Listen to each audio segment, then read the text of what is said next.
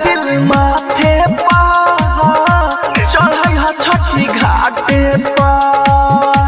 ले जा दिल माथे पा चढ़ई हा छठी घाटे पा ससुर से आइल बारू करे जा पिया के नाम लिखी हाथे पा ले जा दिल माथे पा चढ़ई हा छठी घाटे पा ले जा दिल माथे पा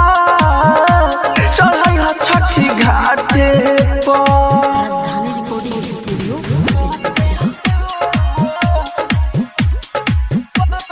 डीजे कंचन राज हाजीपुर वैशाली। हमारा के छोड़ी तू तो पहिले लू शादी दिलवा के हमारा मानई हमारा शादी हमारा के छोड़ी तू तो पहिले लू शादी दिलवा के हमारा मानई हमारा शादी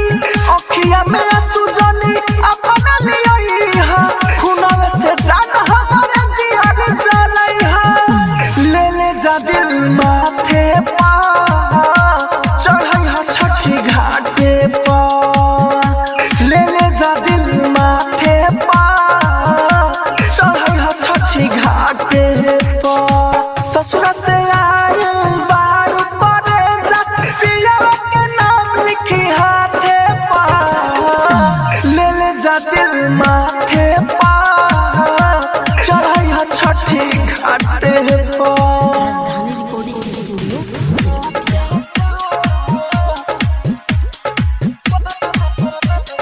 डीजे कंचन राज हाजीपुर वैशाली। राइटर मनोज भाई राहुल राजधानी अब नहीं सह पाए सुन बदनामी राइटर मनोज भाई राहुल राजधानी अब नहीं सह पाए सुन बदनामी लकी अनिल सुन कृष्ण बसंत हो लगता कि जिंदगी के हो जाए हो ले जा दिल माथे पा चढ़ई हा छठी घाटे पा ले जा दिल माथे